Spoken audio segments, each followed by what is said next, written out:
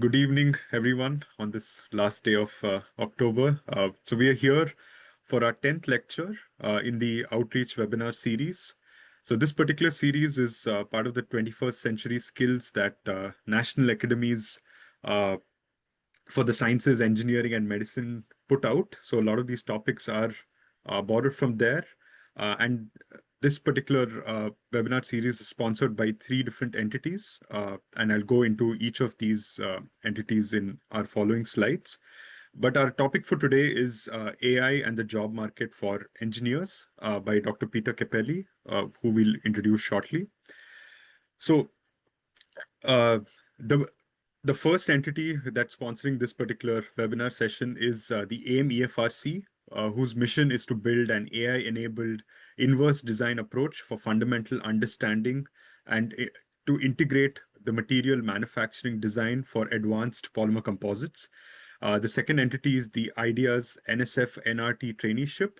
So this particularly focuses on training the next generation of STEM engineers to develop expertise across multiple disciplines, specializing in AI-enabled inverse design, advanced composites, and sustainable manufacturing.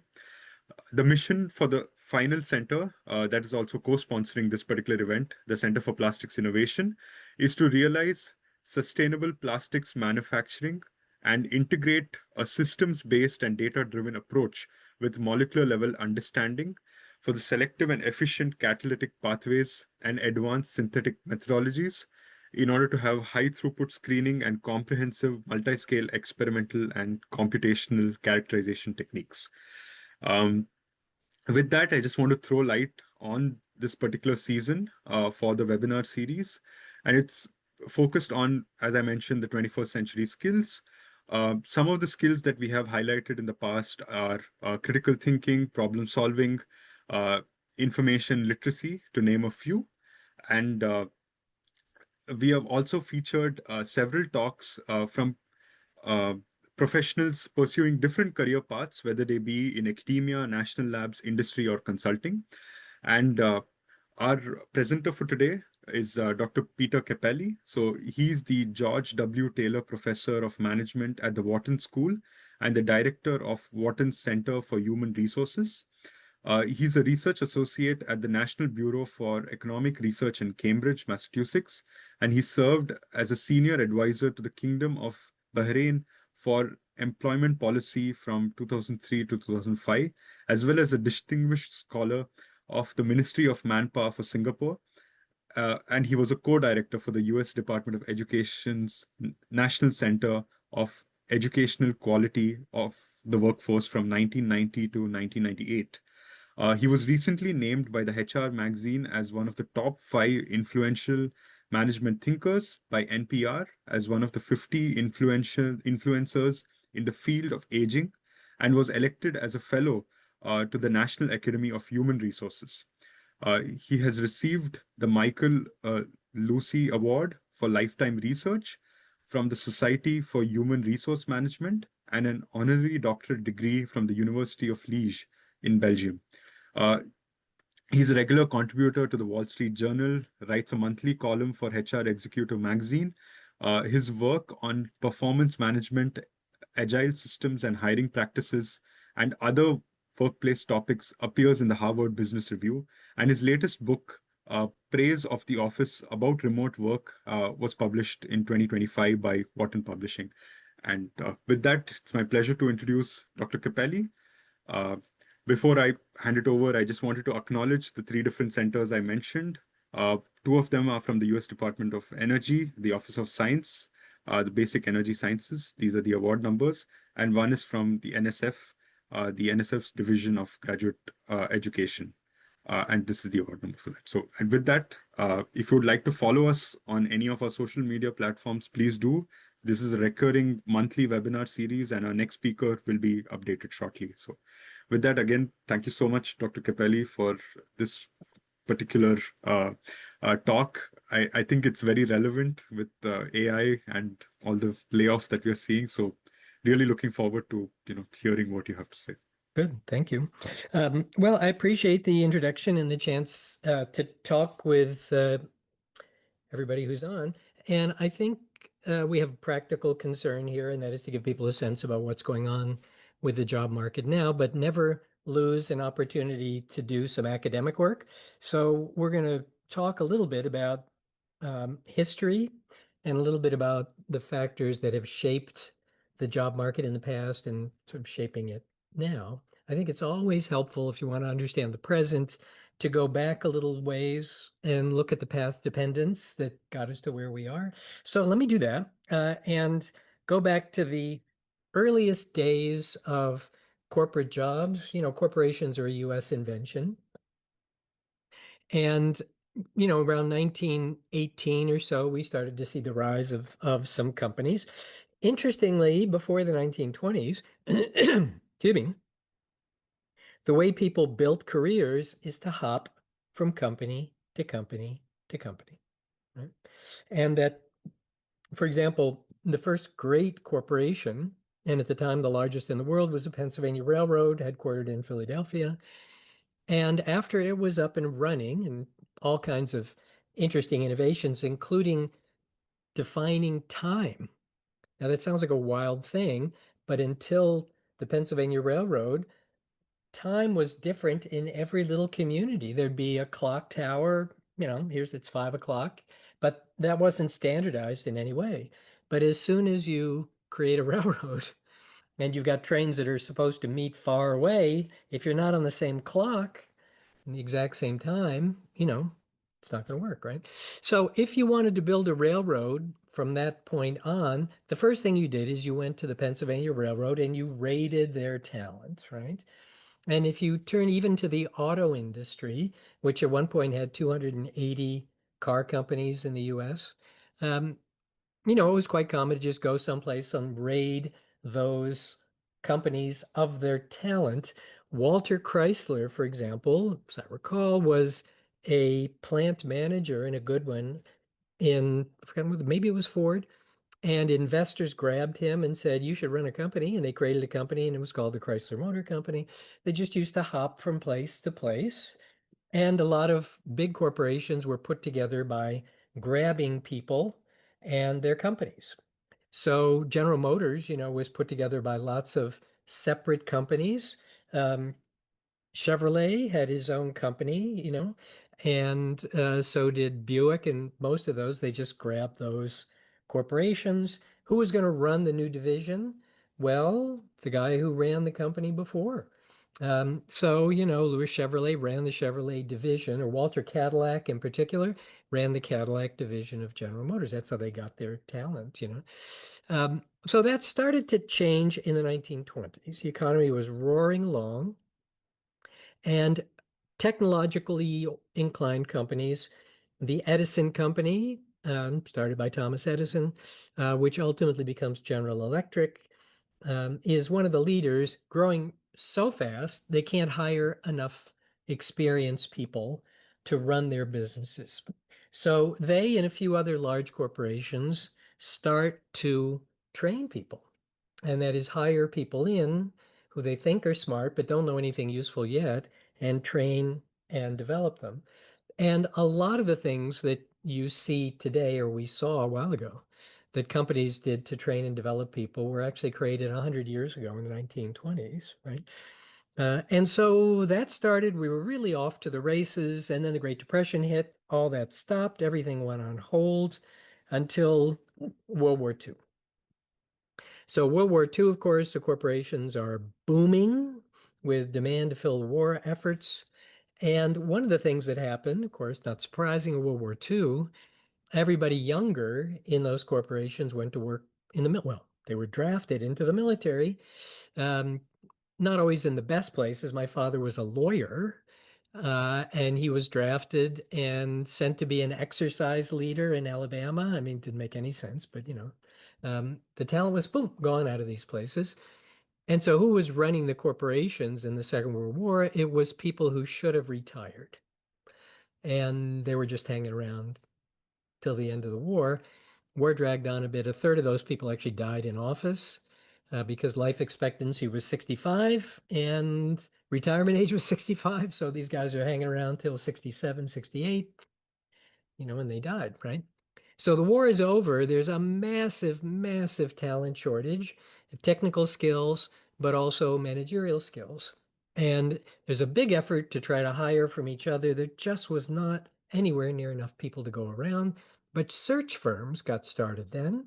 Every search firm that exists then is still around now, as a way to try to move people from one company to another. A lot of mergers and acquisitions took place because there just was not enough talent to get the work done. So, what did companies do? Almost all, almost at the same time, made a huge investment in hiring people out of college and growing them from within. So during the dot-com period in the US, you probably heard about the frenzy for talent from engineering schools. That's what was going on after World War II in exactly the same way, paying huge bonuses, giving people big perks to come work for us. And they were making long-term investments in these hires.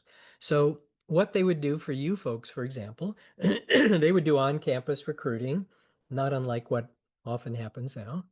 And then they would bring you out to their headquarters if you made the short list for a week worth of assessments. You had interviews with psychiatrists, you had skills tests. They sent you to hospitals for medical tests. Ask yourself, what do you think they were looking for? Why were they sending you to a hospital? They weren't interested in whether you were currently sick. They were trying to figure out how long you were going to live, because their ultimate goal was to get enough people who were really good to fill the top executive ranks. That wouldn't happen until you were in your 50s. So if you were somebody who they didn't think was going to make it until age 60, they didn't hire you, even though you were perfectly useful now, right? So that was just hiring. And then from there, they would pop you into management training programs. You may have heard the expression at some point, a test engineer. Have you ever heard that expression? That was a term that came from General Electric. And what it meant was we hired you, we put you in management development program. That was the test engineering thing, right? And you'd be in that program for years. So it's very common to be in a management development program for 2 years. And one of the things they were doing in those programs, a lot of it was classroom based. You were getting the equivalent of an MBA education, including often the engineers. They love to hire engineers, turn them into managers, right?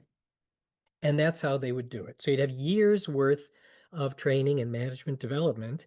And they spent a ton of time and effort in your first jobs, giving you tasks to learn from, giving you some experience, try things out, see how you did, give you feedback. I mean, deep, deep investment. And it went on and on and on throughout your entire career. Here's my favorite anecdote about that. And I experienced this in the early 1980s, maybe 1986 was still going on. And this was at IBM. So IBM invited me, and it turned out a group of about 10 other professors to come to their training center, which had just been built in Armonk, New York, just down the road from Crotonville, GE's famous management development program. And what they told us was we were there for a weekend to, they wanted to teach us and get our reactions to their management practices. And for the day and a half we were there, what happened was about every hour or so, a new executive came in and talked us through something that they were doing. Well, I noticed I just happened to be in the men's room before one of these presentations. And one of the guys was in there who later became one of the CEOs of IBM. And this guy's really nervous. And I was thinking, geez, what the heck's going on? He's talking to a bunch of professors. What does he care? In the room the entire time was a guy named Walt Burdick, who was the legendary head of human resources there, executive vice president there for the entire day and a half. Well, it turned out they didn't have any interest at all in teaching us what IBM was doing. What they were really doing is they were evaluating the executives in their presentation skills, and they needed a tough audience. So they invited us in, 10 or 15 faculty members, for a weekend just to be a tough audience to try out these executives. I mean, think about the investments. that they were making in these folks. I mean, they were wasting our time, but we didn't know. We were just flattered to be there, right? This was really a huge amount of investment. So in those days, we kind of know how that model used to work. They would come to campus, they would interview you, they would whisk you away, you'd get into a management development program. You probably, none of you ever seen that in your life because it died soon after that. By the 1980s, companies started to unbundle all this stuff. They had uh, excess capacity, and for the next 10 years, we had white collar layoffs, shrink, shrink, shrink, shrink, shrink. So all these efforts at developing talent, they just gave up. So we don't need that. We're trying to get rid of people. We don't need to develop new ones. And once they decided that were through that period, about 10 years later, there was a huge number of people who they could hire from the outside, already trained, already skilled, right? In fact, I'm told the entire disk drive industry could be traced to people who left IBM in the mid to late 1980s, early 1990s, right? And then we had the model from Silicon Valley. What you might not know is there was a moment where the Route 28, 128 route around Boston was as big in IT companies as Silicon Valley was, right? And the difference was the Route 128 companies operated like IBM. They were big corporations. They hired, they trained, they developed you, etc. They also made a bad bet. They were mainframe companies, right? Silicon Valley made the right bet, not mainframe companies, but they didn't train anybody.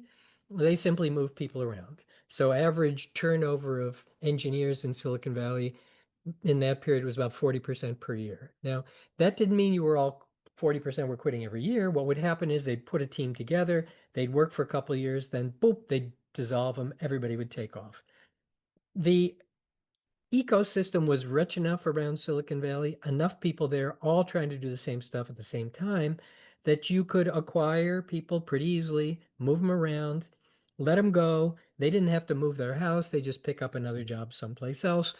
And the Silicon Valley joke you probably heard is that you could change your employer and never change your parking lot. You could be in the same building working for a different company thereafter. So, what happens after that? Big corporations are still big corporations. Smaller companies are looking like Silicon Valley companies, lots of hiring and firing. But for most organizations, they're filling positions no longer from within. They're doing a lot of hiring from the outside. So the period before 1980s or in the 1980s and earlier, companies used to fill about 90% of their vacancies from within. Entry-level jobs, train, develop you, move you around, etc. At the moment, they're filling about 25% from within, went from 90%, 90 plus to below 25%. So the job market now looks a lot like the job market from the 1920s, where people used to hop from company to company, start a new one, go grab people, put them together, off you go, right? So what does that mean? The internal labor markets insulated the companies and the employees once you were in them from the outside forces. Those are largely gone. And all kinds of reasons why, in addition to what we said earlier. But, the idea that you could get into a company and stay there for a long period of time, not very sure anymore. And that means, getting your first job still super important. But that doesn't necessarily mean that much to you. It is still the case, by the way, in careers, though, that people make the biggest steps up when they're inside the same company. That is, when you change companies, you generally end up doing roughly the same thing someplace else, often with a big pay bump, but you're doing the same kind of thing, right? The big step ups come, if you think about it, when somebody is willing to take a risk on you. If you've been a marketing person, nobody's going to hire you in a different company to be a finance person. That's unfortunately true, even if you go back to business school and you get a finance major. Inside the same company, though, you might very well get that opportunity to do something different. So people change fields inside companies. They get big opportunity steps up inside companies. They make more money when they leave companies, but they end up often doing the same kind of work when they leave, right?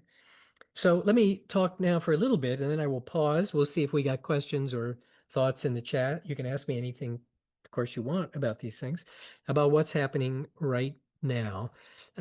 First, what's happening with AI? So we're spending a lot of time trying to figure out how it's changing jobs. And the punchline there is, let me tell you with a couple of anecdotes.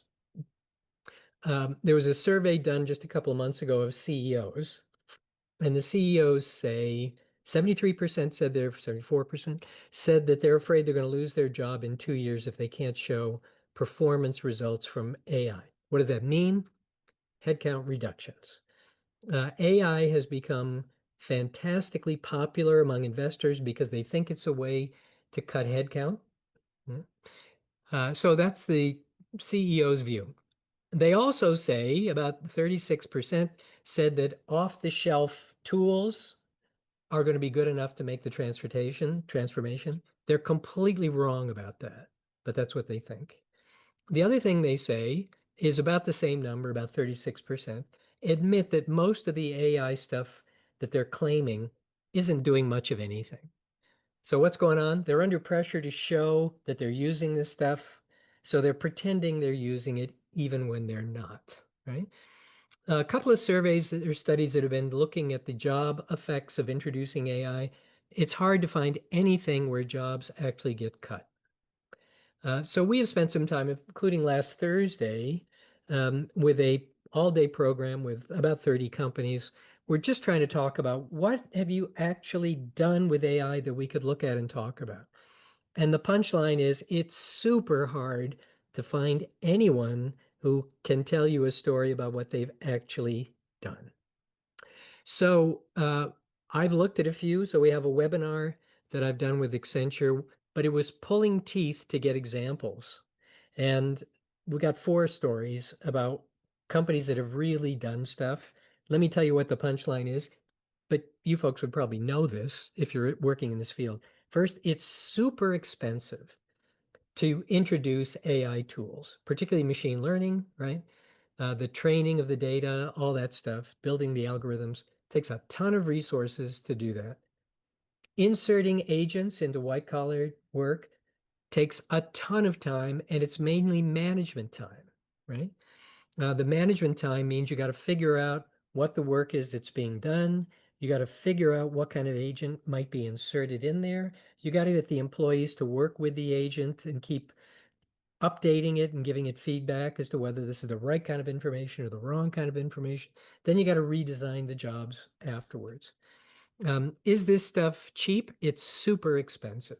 So the one company we looked at in great detail that automated a simple white collar task of sorting opening envelopes, taking out the paper, sorting them, entering the data into a client's database, really simple stuff done by employees.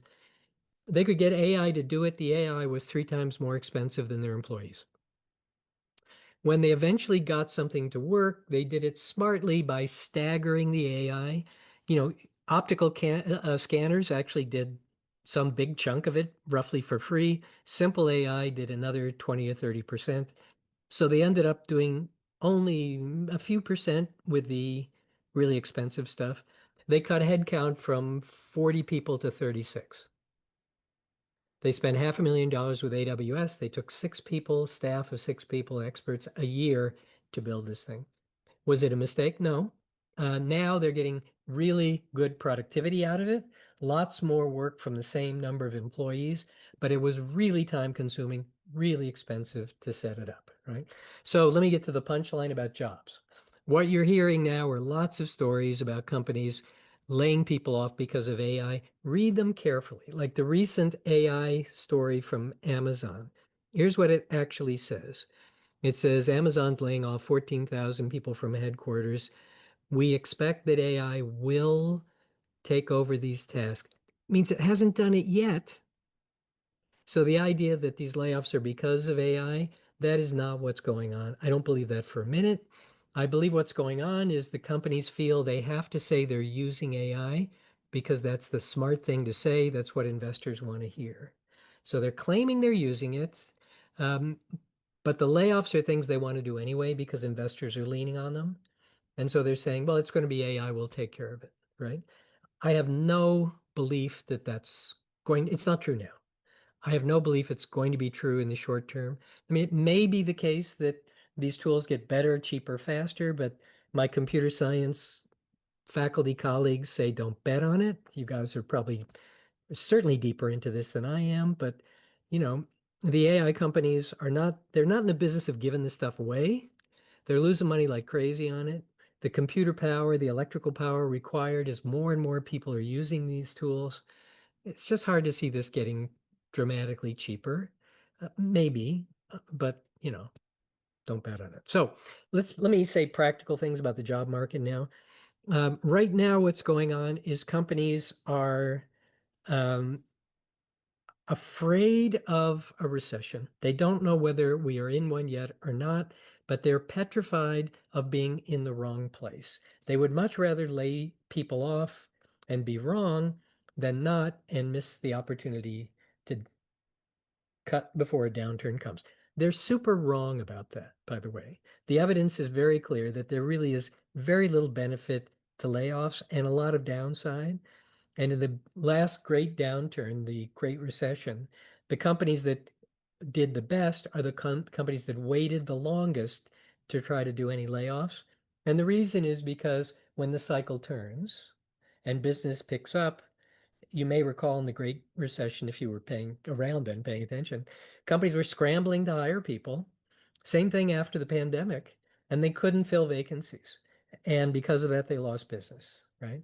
So they are super afraid for the wrong reasons and are cutting preemptively. And more important for you folks is not the layoffs, they're freezing hiring because that's the easiest way to cut headcount. And it happens over time pretty quickly, right? Slower now, though, because people aren't quitting, because nobody's hiring. Most everybody who quits a job immediately moves to another job. They don't go home and pout. You got to pay your mortgage and things, so they don't quit unless they've got a job, to go to. Let's be practical about if you're leaving college, what do they care about? The problem, unfortunately, is they're not interested in smart people who can develop into something. One of the reasons engineering graduates have done so much better is because you're in a field where if there's a job for you, you can step right in and do it. Most other jobs, you can't. And companies don't want to bother training you. So your colleagues in other fields have to kind of stumble along, patching together a career and experiences so that they can eventually tell an employer that I can do this job. So I wrote this book a few years ago called Will College Pay Off? The punchline of that for career advancement, even in technical fields, is you have to be able to persuade employers that you can do a job you haven't done yet, which just sounds bizarre, but that's what you got to do, right? And in engineering fields, it's easier to do than in others. But even there, you can be out of sync, right? And we saw this because jobs boom and they bust. In IT, for example, over time, they boomed, they bust, they boom, they bust. When they're booming on college campuses, students rush into those programs, but they don't graduate for 4 years. So by the time they graduate, often the bust is on and the bust gets worse, right? And anybody here in petroleum engineering, everybody knows that story, right? Boom, bust, boom, bust, boom, bust, out of sync. And so the downside is worse. Because of that, the upside is maybe better, right? So you have to avoid, how do you avoid that? Uh, take choose your electives in your last year or so very carefully and pick electives that sound like it's what employers are hiring right then. It's hard to game and guess, but real time, better, right? Practical experience, that's what they want. They want internships. Why do they want internships? Because they want to believe that you already know how to do what they want you to do. And by the way, you can make that up. And that means you can volunteer someplace. The coding academies, the reason those things worked was not that you learned coding any better there than any place else. The reason is they were really selling you is a job reference at the end from some nonprofit organization whose website you built for them as part of the coding academy. That's how that model works. You pay to join the academy, you learn coding, they go get companies that need stuff done. They either do it for free if it's a not-for-profit or cheaply. You build it. That website owner gives you a reference so another employer can look at it and say, um, Peter built that website. Okay, you can build websites. Off you go. That's what they want, right? They want courses that sound like what they want done, and they want experiences that say, I have done this before or something that's really, really like this before, right? That's what they're after. Nothing else matters very much. They don't seem to care about grades. They never have in recent years anyway. Unfortunately, faculty are really furious when I point that out, but it's true. They don't care about it. They don't ask. But they really want to know your practical experience. And sometimes you got to spell it out for them. If the course doesn't sound like what you have really done, just rewrite the name of the course. Give them the real name and then in parentheses say, here's what we did, you know. Um, you have to do that kind of spelling out, you know. Let me pause and see if you got questions now. I can ramble more on what the job market I think is looking for. But the bad news is the job market in the employer side has gotten less sophisticated. Remember, 2 generations ago, they were spending a week to assess you. Now they got an applicant tracking system that's still doing word count sort of stuff. They rely heavily on interviews, which are terrible as prediction devices. Um, they have cut recruiters and pushed the task of recruiting from specialists onto line managers who don't know what they're doing. You end up being interviewed by people who don't know what to ask. They don't know what the right answers are. I mean, it's terrible. But I could complain for a while, but you don't want to hear that. So let me pause. You got questions in chat or anybody want to raise some or things you'd like me to talk more about? I will pause for a second and you guys can tell me what you're seeing. So we do have one question in the chat. So how often when companies talk about wanting AI solutions, do they really mean automation? Do they mean automation? Well, yeah. So here's the hierarchy, right? The investors are looking for job cuts. There's lots of strange reasons for that that have to do with the quirkiness of financial accounting. But let me give you just a couple of examples. Your performance as a public company is based on accounting rules, general accepted accounting principles, GAAP, and reporting requirements. They measure performance on a per employee basis. If we can cut your head count, we cut the denominator, your performance goes way up. Even if you bring in more leased employees, so the tech companies in Silicon Valley, half their workforces are non-employees. Why do they do that? Not that it's cheaper, it's because it cuts their headcount. So their financial performance suddenly looks a lot better, right? There's all kinds of other reasons why they think employees are fixed costs, even though the evidence is a lot of the consultants and leased employees stay there just as long as regular employees do. So they want headcount cut.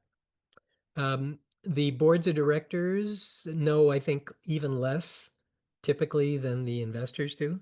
And so they're saying, AI, man, everybody says that's the thing. It's going to be cheaper, faster, and headcount cut. So I told you earlier what the top executives are being pushed on, headcount cut. So when they say AI solutions, is that what they're thinking? Yes, that's what they're thinking. Now, it could be the people closer to the ground know that what you can get with AI is faster and often better. Doesn't mean necessarily you're going to cut jobs.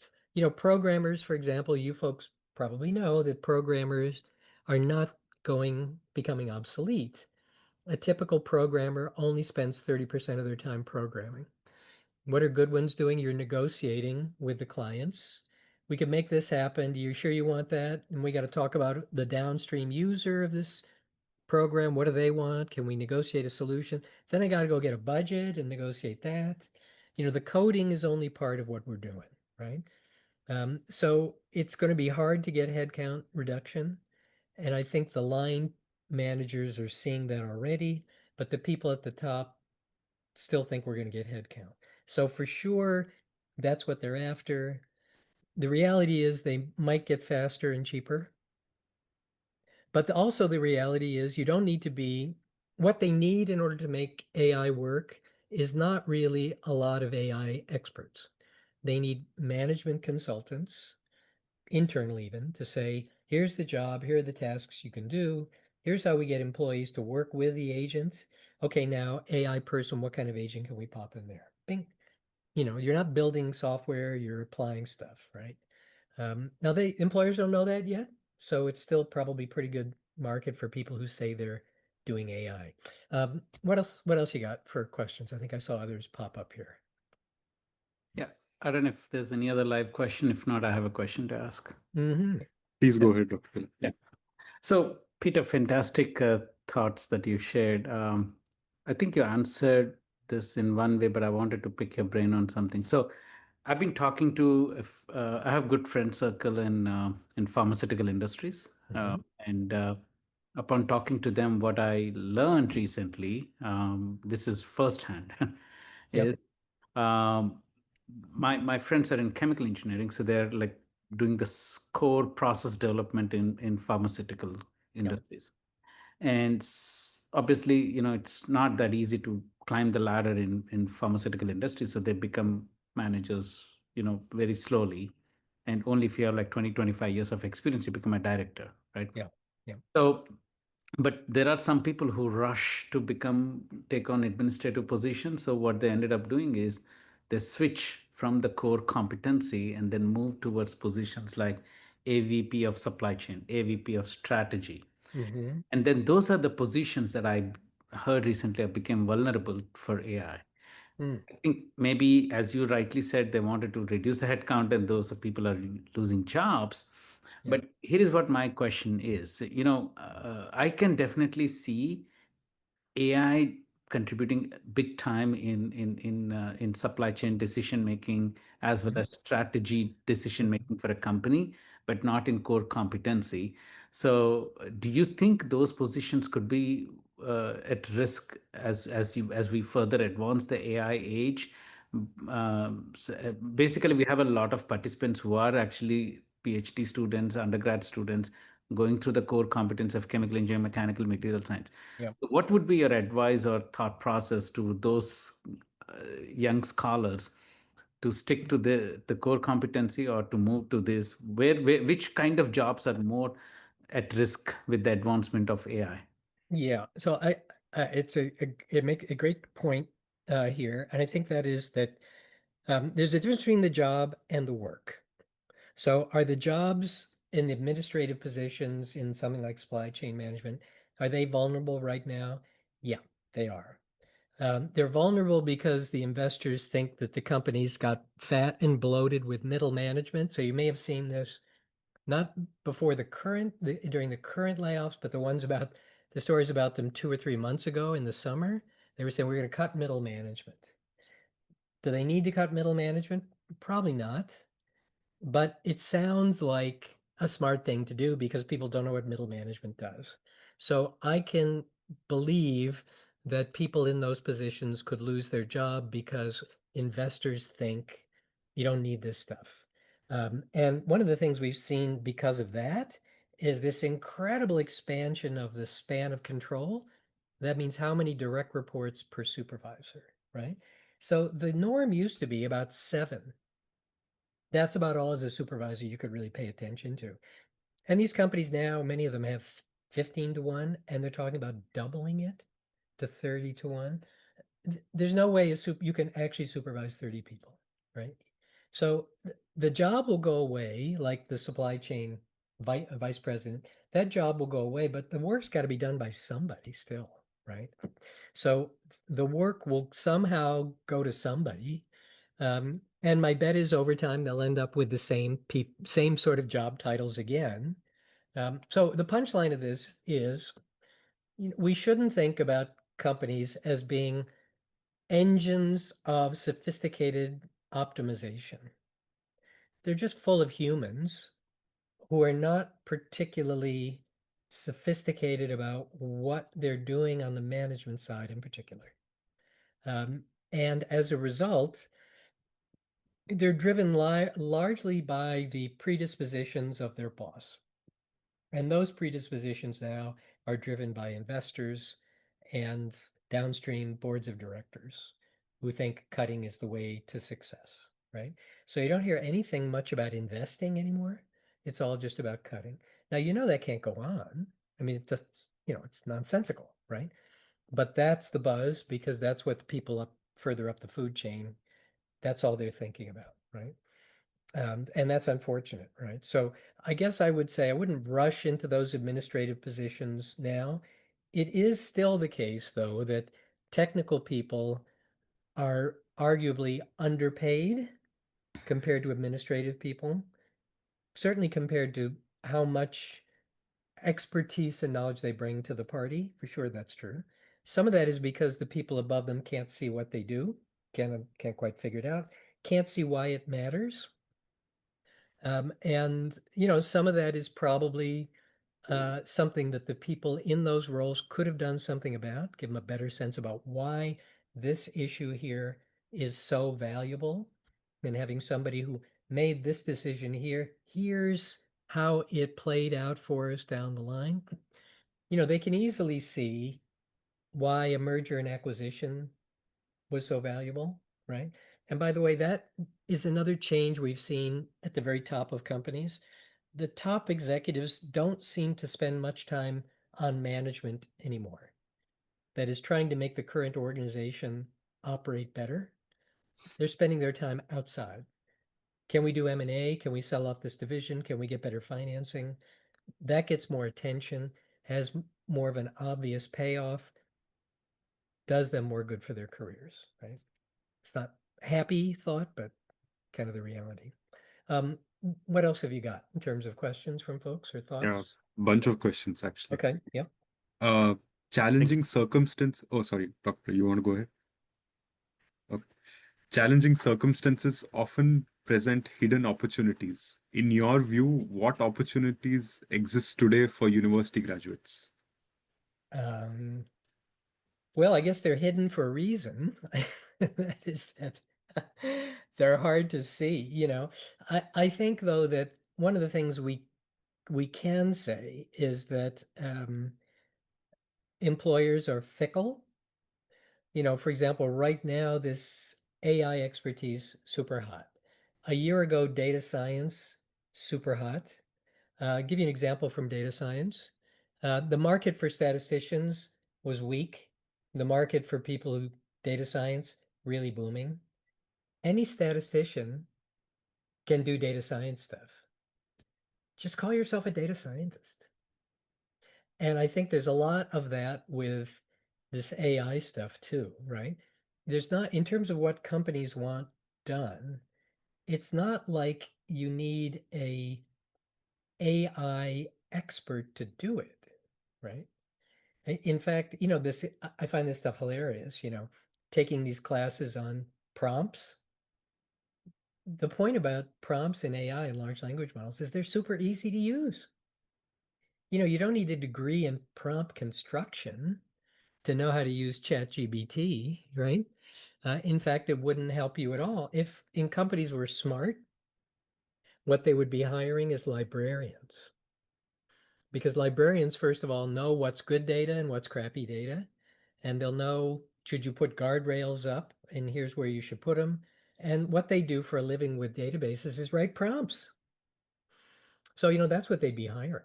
So when you see something like that, and you can see, okay, here's what they're really doing.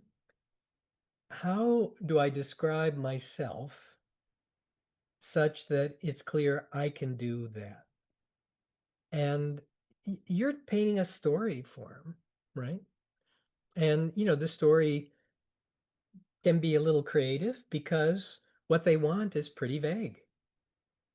So, what do you need in terms of background and description to get a job in AI now? You don't need a degree that says AI, right? I don't think you do. You might not even need a lot of courses that say AI, But if you have courses that are relevant to it, explain why they're relevant. Show them the kind of things that you have done. Find, even if it's volunteer opportunity, where you helped transform some white collar work by popping agents into it.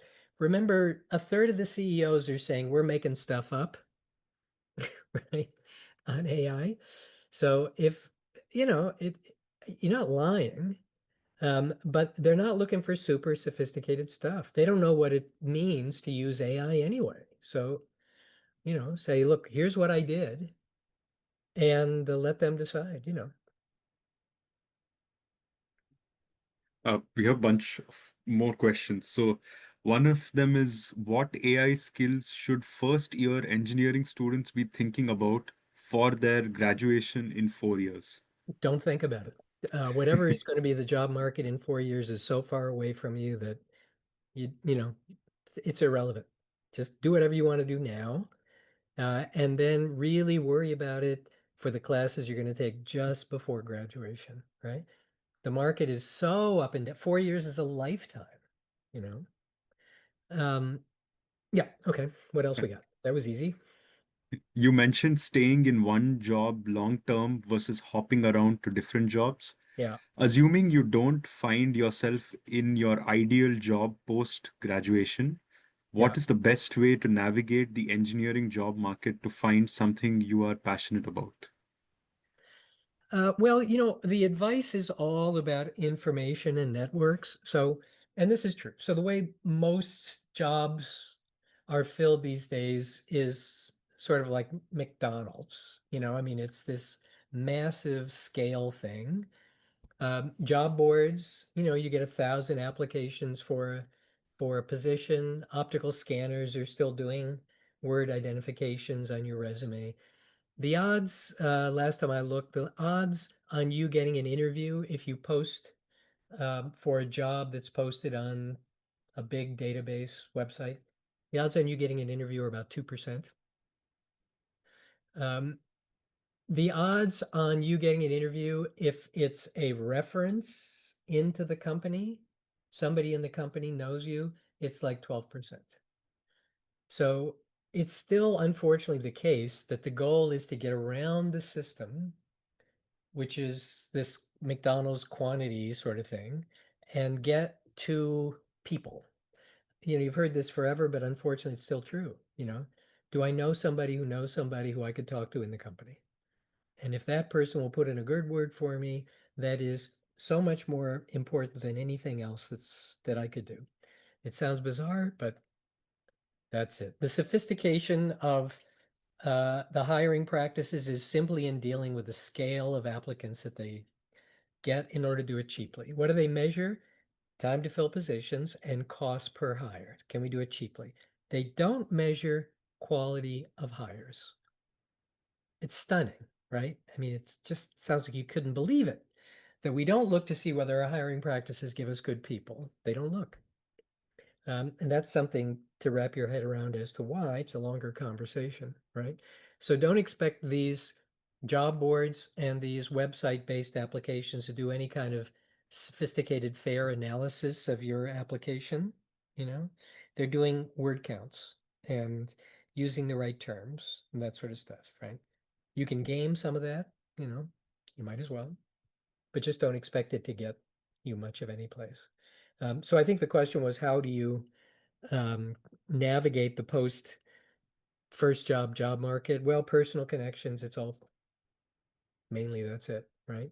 Do you know somebody at another company who knows what's going on there and can tell you if there's an opening, and boom through them? I mean, that's for sure the best way. And then one last question. Could you comment a little bit on any differences in hiring in some of the industries that are only recently coming into the Industry 4.0 paradigm as compared to traditional tech companies that have been involved in AI since the beginning? They were all lousy. So you may know the story about Google, that Google's Project Oxygen. Do you know that story? So No. years ago now, I mean, this is the problem as I'm getting older, is that things which seem recent to me or a long time ago. But Google had this requirement that every candidate had to be interviewed by, I think it was 11 senior people in the company.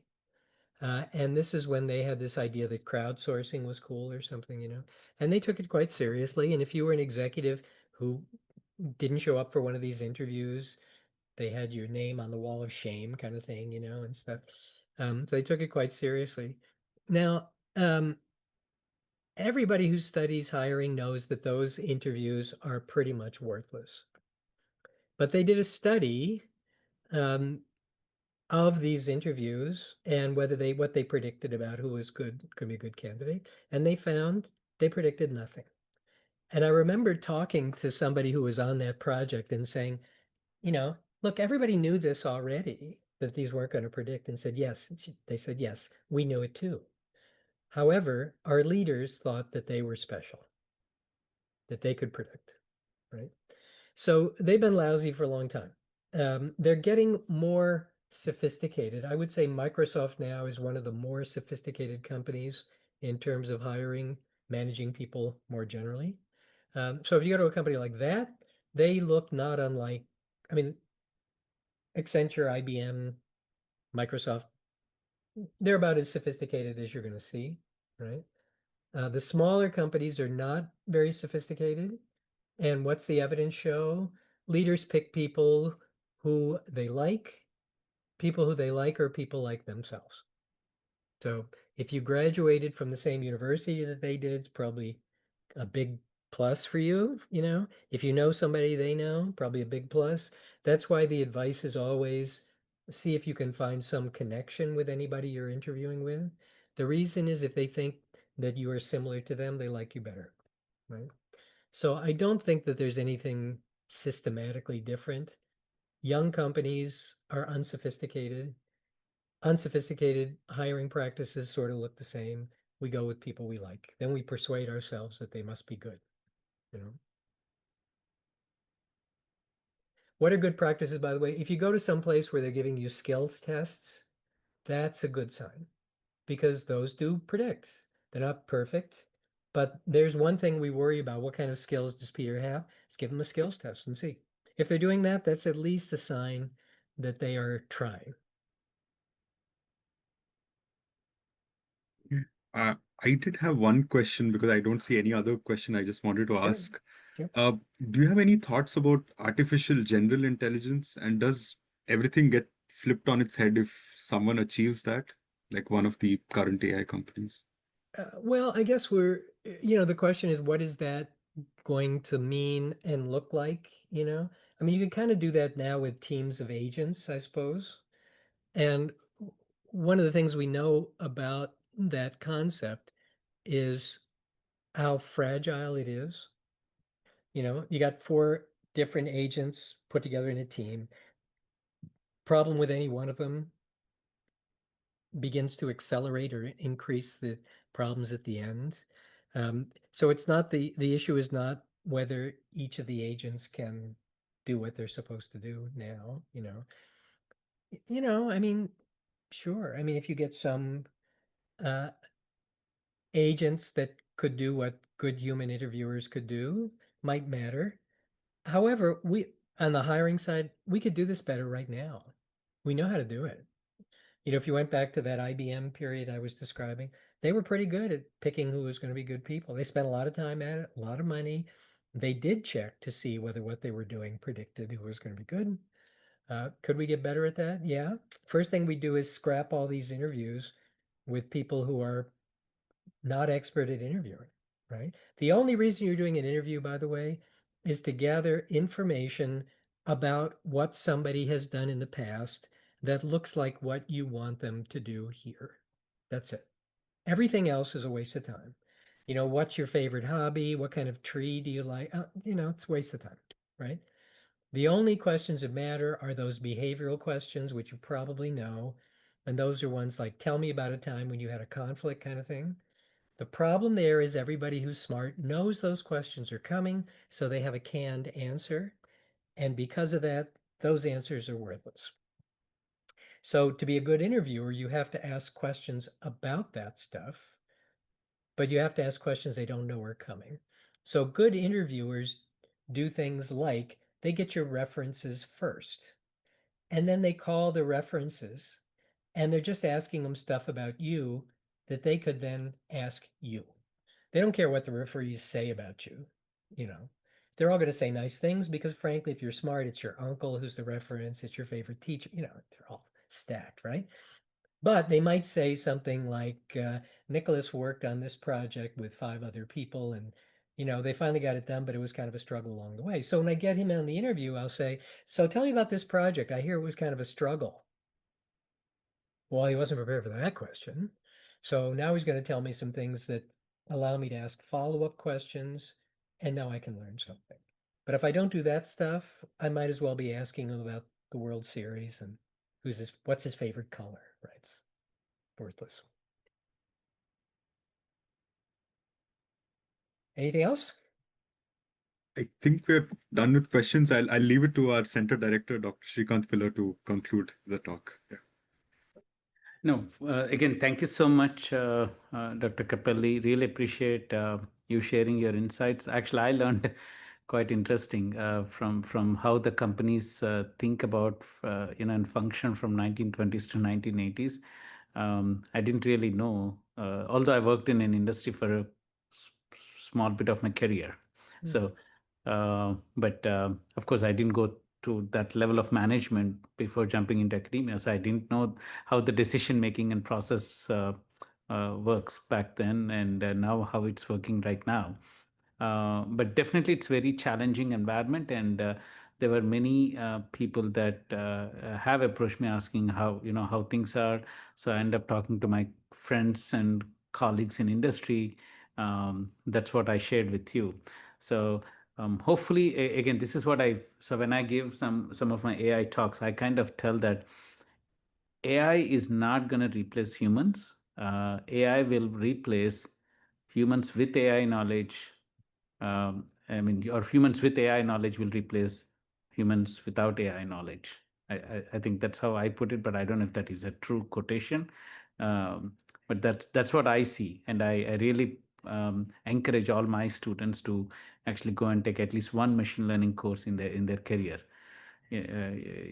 because it's evident that that's going to come. At least you'll be informed of what's coming in, right? So thank you so much again for your time and for your effort in sharing your thoughts with our community, and we really appreciate and thankful for that. So.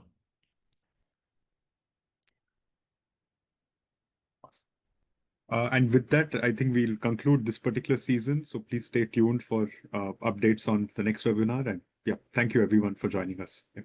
Have a good rest of your weekend. Yeah.